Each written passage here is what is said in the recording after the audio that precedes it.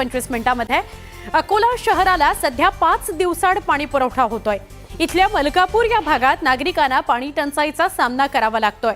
नागरिक त्यामुळे आक्रमक झाले। ठाकरे गटाकडून महापालिकेवर मोर्चा काढण्यात आलाय। नागरिकांनी घागर घेऊन पालिकेवर मोर्चा काढला। यावेळी संतप्त शिवसैनिकांनी जलप्रदाय विभागाची तोडफोड केल्याचं समोर आलं।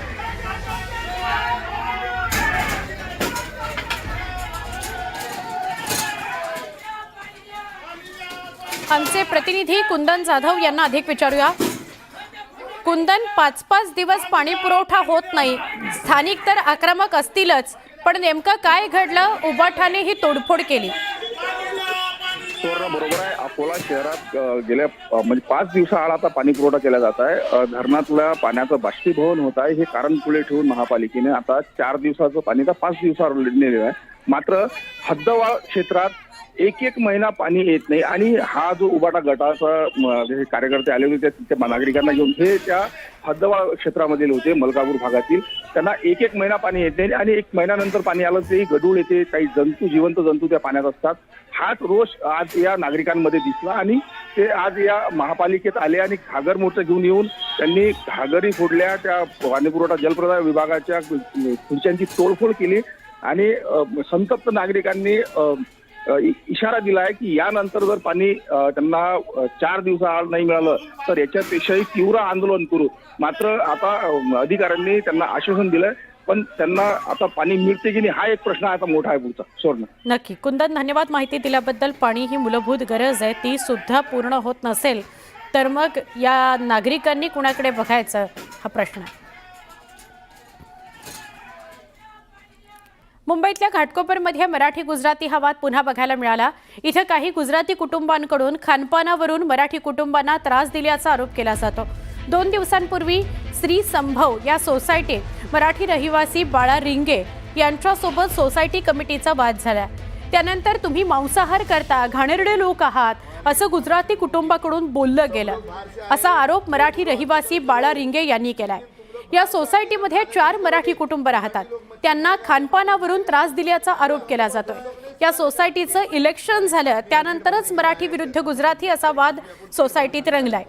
या सोसायटीच्या व्हॉट्सअप ग्रुपवर मराठी कुटुंबाच्या विरोधात पोल घेऊन त्यांना टार्गेट केलं जात असल्याचा आरोप इथल्या मराठी कुटुंबियांनी केलाय। सध्या या प्रकरणात पोलीस आणि सरकार नेमकी काय भूमिका घेतात हे बघणं महत्त्वाचं ठरणार आहे।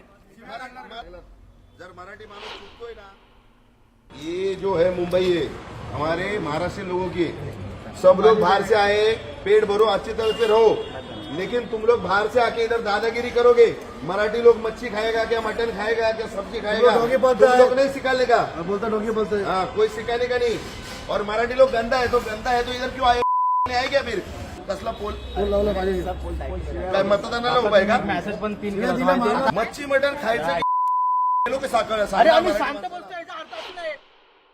मी जो काही व्हिडिओ बघितला मला अजून पूर्ण माहिती मिळाली नाही, पण आमचे महाराष्ट्र सैनिक तिथे गेलेले आणि जे राजसाहेबांनी सांगितले ती भूमिका आमची कायम आहे। जिथे मराठी माणसावर अन्याय होईल तिथे कानाखाली आवाज बसेल। सर, असे मराठी, मी स्वतः मराठी सांगितल्याप्रमाणे माझ्या अजून असं ऐकवात आलेलं नाही किंवा मलाही कोणी म्हणतं ना की तू नॉनव्हेज खाऊ नको असं आलेलं नाही। जर असं कोण करत असेल तर त्याच्या बाबतीत कमिटी उचित निर्णय घेईल, हे ऍक्सेप्टेबल नाही आहे। कुणी म्हटलं असेल, मी मागे यांना पण म्हटलं, कुणी जर असं म्हटलं असेल तर त्याच्यावरती जर साबित झालं तर कमिटी नक्कीच पावलं उचलेल। एकमेकांशी वाद चालू आहेत, या लोकांचे एक भांडणं चालू आहेत, त्या बाबतीत ते सोसायटीचं नेहमीच चालू असतं। विषय असा आहे की हे जे रंगे आहेत हे इलेक्शनला उभे होते सोसायटीच्या चेअरमन पदासाठी, कमिटी मेंबरच्या इलेक्शनला ते उभे होते। त्यामध्ये यांचा पराभव झालेला आहे। तेव्हापासून यांच्यामध्ये 2 गट आहेत आपसामध्ये सोसायटीमध्ये। आता आमच्या पोलिसांपर्यंत कुठली तक्रार आलेली नाही, परंतु पोलिसांना माहिती मिळाल्याने पोलीस स्वतः इथं आलेले आहेत। आम्ही आता हे जे सोसायटीचे जे दोन्ही गट आहेत त्यांची आम्ही एकत्र मीटिंग घेऊन यांच्या काय तक्रारी आहेत हे आपण समजून घेऊ आणि याच्यामध्ये जर पोलीस तक्रारी स्वरूपाच्या काय तक्रारी असतील तर त्याप्रमाणे आपण कारवाई करू।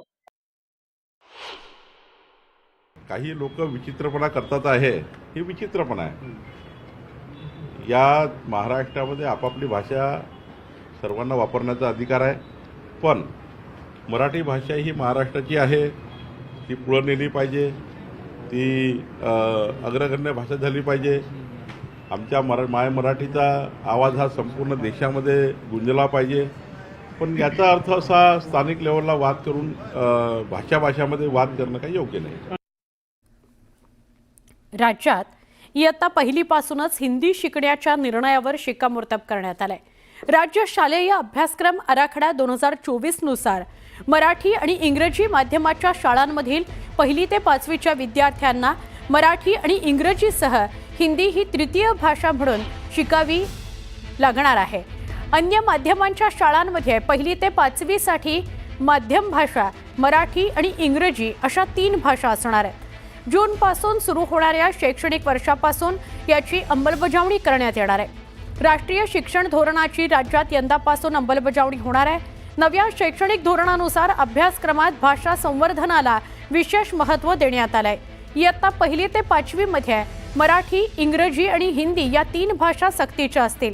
राज्य शैक्षणिक संशोधन आणि प्रशिक्षण परिषदेनं पायाभूत स्तरासाठीचा आणि शालेय स्तरासाठीचा असे राज्य अभ्यासक्रम आराखडे तयार केलेत. शालेय शिक्षण मंत्र्यांच्या अध्यक्षतेखालील सुकाणू समितीनं या दोन्ही आराखड्यांना मान्यता दिली आहे. त्यानंतर आता शालेय शिक्षणात राष्ट्रीय शिक्षण धोरणाच्या अंमलबजावणी संदर्भातील शासन निर्णय शालेय शिक्षण विभागानं प्रसिद्ध केलेला आहे. महाराष्ट्रामध्ये मराठी प्रत्येकाला आलंच पाहिजे हा आपला आग्रह आहे. आणि त्यासोबत देशामध्ये एक संपर्क सूत्र तयार करण्याकरता हिंदी एक भाषा आहे की जी संपर्क सूत्राची भाषा आहे.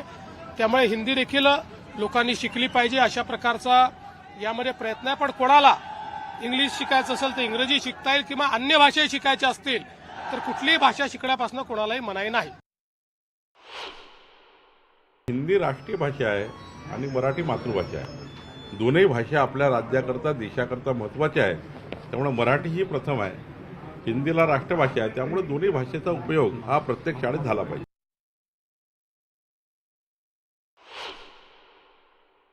सक्ती नाहीये, समजून घ्या जरा. त्या धोरणाविषयी आपण अधिक व्यापक अभ्यास करून त्याच्यावर चर्चा केली पाहिजे. एका वाक्यात उत्तर देण्याचा राष्ट्रीय शिक्षण धोरण हा विषय नाही.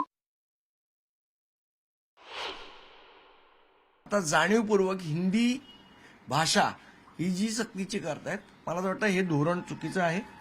तुम्हाला 2 भाषा सक्तीच्या असू शकतात. एक तुम्ही ज्या माध्यमातून शिकता आहात ती भाषा, आणि दुसरी इथली महाराष्ट्रात असेल तर मराठी, कर्नाटकमध्ये असेल तर कन्नड, गुजरातमध्ये असेल तर गुजराती, आणि उत्तर प्रदेशमध्ये असेल तर हिंदी. त्यामुळे ज्या 22 भाषांना मान्यता मिळालेली आहे त्या 22 भाषांपैकी एक भाषा हिंदी आहे. ही राज्यभाषा नाही, ही नॅशनल लँग्वेज नाही. मराठी भाषा ही अनिवार्य असली पाहिजे. हिंदीची सक्ती होता कामा नये, कारण 22 भाषांपैकी एक भाषा हिंदी आहे. जर तुम्ही भाषावार प्रांतरचना केलेली आहे तर प्रत्येक राज्याची एक भाषा आहे. जर मला शिकायचीच आहे, उद्या मला गुजराती शिकायची असेल, उद्या मला कन्नड शिकायची असेल, मला तामिळ शिकायची असेल, तर मी हिंदीच का शिकावी? तुम्ही तिसरी भाषा सक्तीची करू नका. त्याच्यात चॉईस द्या तुम्ही की तुम्हाला या देशातल्या अन्य कुठल्या राज्याची भाषा शिकायची असेल तर तुम्ही शिकू शकता, हिंदीच का?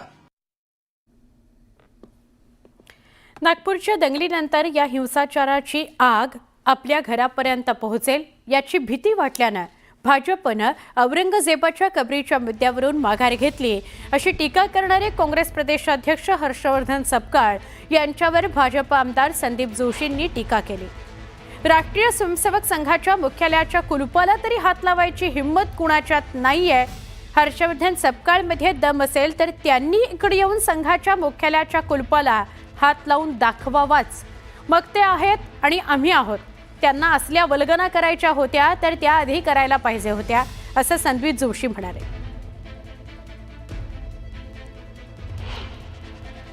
धनंजय मुंडेचा झालेला जो राजीनामा आहे हा राजीनामा काही नैतिकतेच्या आधारावर झाला नाही. तर त्यांना वाटलं की मंत्रालयात लोक घुसतील म्हणून त्यांनी राजीनामा घेतला.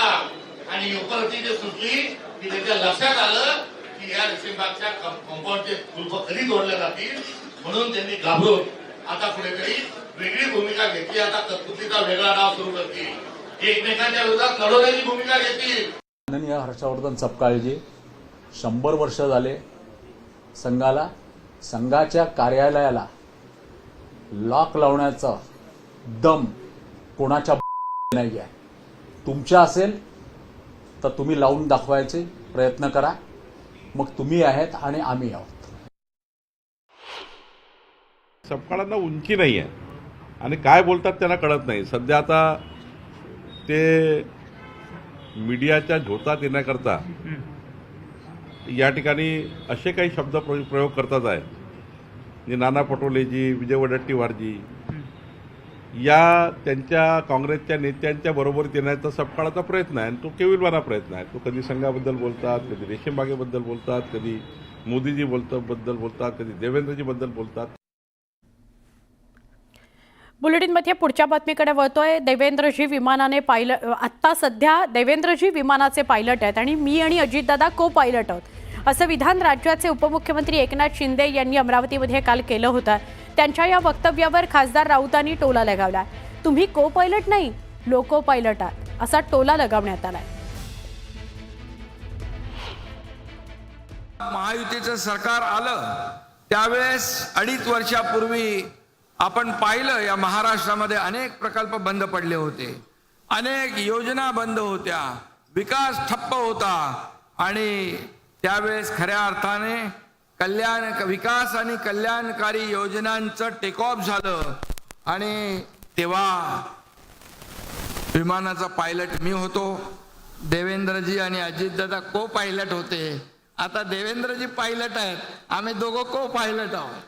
पायलट होते आता को पायलट झाले असं त्यांच्याकडून. ते लोको पायलट असतील, ट्रेनचे पायलट. बरं काय, कारण त्यांना त्या विमानातनं उतरवलेलं आहे आणि त्यांना आता लोको पायलट केलाय. लोको पायलटचा अर्थ समजून घ्या.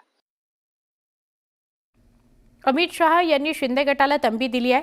देवेंद्र फडणवीस यांची चाकरी करा किंवा सरकारमधून दूर व्हा, तुमच्याशिवाय हे सरकार चालेल असा इशारा दिल्याचा दावा संजय राऊतांनी केला. आपण इथे राहू, भांडी घासू, चाकरी करू, गुलामी करू, पण आता बाहेर पडता येणार नाही असं शिवसेना नेत्यांनी शिंदेंना सांगितल्याचा दावाही राऊतांनी केलाय. तर तुम्ही केलेले फोन शहा कधी घेतही नाहीत, खोटं बोलण्याची मर्यादा ठेवा, असं प्रत्युत्तर सामाजिक न्याय मंत्री संजय शिरसाटांनी दिलं.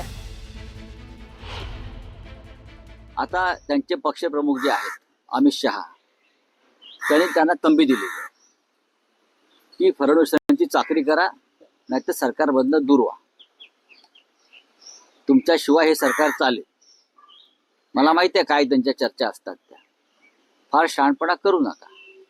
त्याच्यामुळे आता हे खातेपिती घरं सोडून कसे निघतील बाहेर. त्यांनी त्यांच्या नेत्यांना सांगितलेलं आहे इथेच राहूया, आपण भांडी घासू, चाकरी करू, गुलामी करू, पण आता बाहेर पडता येणार नाही. तुम्हाला कधीतरी थोडंसं तरी वाटू देणार काहीतरी. राजकारणामध्ये खोटं बोलण्याची एक लिमिट तरी ठेवा. तुम्ही केलेले फोन अमित शहा कधी घेताही नाही, पण अमित शहा एकनाथ शिंदेला फोनवर काय बोलले हे तुम्हाला कळतं कसं? लिमिट ठेवा, लिमिट. खोटं बोलण्याची थोडंसं लिमिट ठेवा. लहान मुलाला जरी विचारलं का संजय राऊत असं म्हणताय तर तो म्हणतो मूर्ख माणूस आहे. ही तुमची असलेली प्रतिमा कधीतरी तुम्ही सुधाराल का नाही?